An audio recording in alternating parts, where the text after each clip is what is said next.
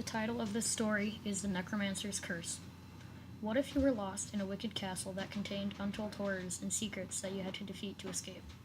This is an exhilarating tale about a boy named Ronnie who must accomplish just that.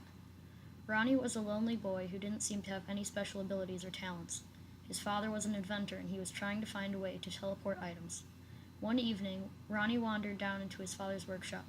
"Dinner's ready, Dad," he called, summoning his father. No answer. Ronnie slowly strolled down the creaky wooden stairs. He looked to the left and saw shelves full of almost countless bottles of radiant and colorful liquids. He looked to his right and saw all of his dad's teleporter prototypes. Then, as he turned to walk up the stairs, he heard swoosh, swoosh, whir, whir. He believed that one of the prototypes was on. "Hello, Dad? Are you there?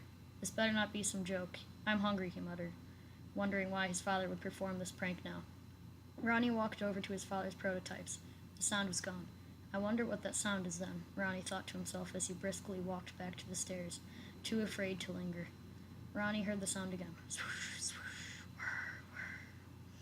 "What could possibly be on in here?" he mumbled, too curious to walk away. "None of the prototypes are making that sound. What is it then?" He now more angrily grumbled. He cautiously walked over to his father's shelves of mysterious bottles and beakers. Swoosh, swoosh, whir, whir. "It's getting louder," he thought to himself. "I wonder what it is." He reached the shelves and heard the sound get even louder. Swoosh, swoosh, whir. He saw a small lever behind one of the bottles and flipped it in hopes of finding the source of the sound. He saw a door open to the right and entered.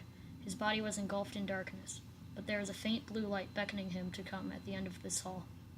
He jogged through the long tunnel, trying to reach his destination faster. Swoosh, swoosh, whir, swoosh, swoosh, whir.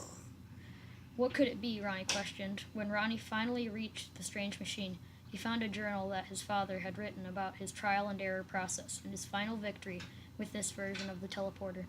Ronnie's mind told him not to enter, but he could not resist. He had to enter the portal that would change his life forever. Ronnie woke up in a dark stone room. He immediately searched the area for anything that would tell him where he was. He found a window that he looked out of. He couldn't believe what he saw. He was in a tall stone tower in a castle that was encompassed on all sides by a dark, wicked forest. Ronnie thought that he saw another castle in the dark forest. Ronnie found a door that led him downstairs. He found a small dungeon where he picked up a dagger and a helmet. He felt safer with a weapon. He was wandering the halls, looking for a way back home.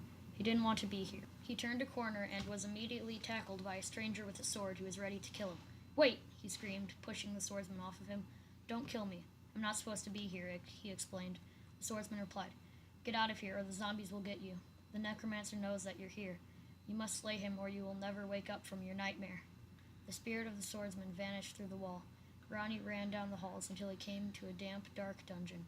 As the door creaked open, a spider lunged towards Ronnie, but Ronnie didn't fight. He ran, his courage leaving him. "What will I ever do? I'm not a hero. I'm just a weak boy who isn't special at all." Ronnie had to kill the spider to continue and uncover the secrets that the dungeon held. Ronnie was ready this time. The spider lunged. He ducked.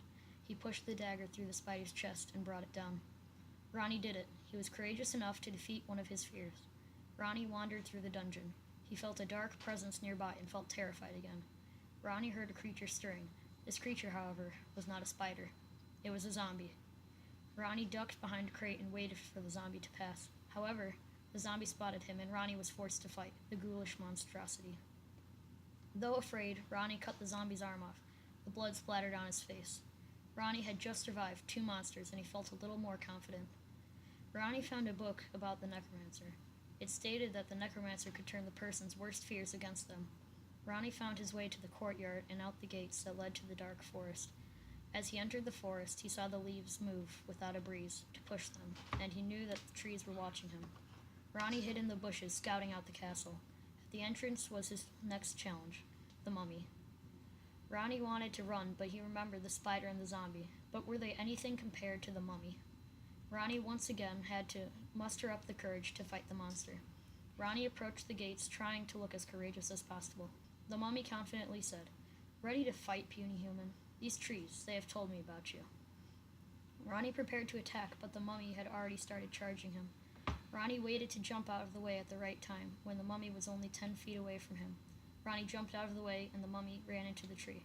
The mummy was enraged by the thought of defeat, and he was more cautious with his charges. But his brute force couldn't touch Ronnie's agility. The mummy charged Ronnie, sticking his arms out. He struck Ronnie, and Ronnie crumbled to the ground. The monster prepared for the final blow, but Ronnie rolled away and sunk his dagger into the mummy's shoulder. Ronnie struggled and pulled the monster to the ground, extracted the dagger from the mummy's arm, and plunged it into his large chest. Ronnie then entered the necromancer's castle and climbed up the stairs as the paintings, with their shifty eyes, watched him from their perches on the wall. Ronnie finally reached the top of the stairs and found himself on the roof with the necromancer himself. The necromancer had a black cloak that hid his face, and he had held a tall scepter that had a human skull on the top.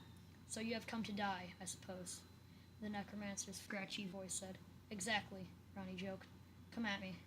Ronnie knew that he was at a great height, and he was more afraid of that than the necromancer himself. "I know that heights frighten you, Ronnie. One slip and you can be sent spiraling towards the ground with no help," the necromancer taunted. "No," Ronnie boldly declared. "I'm done being afraid of you and my other fears.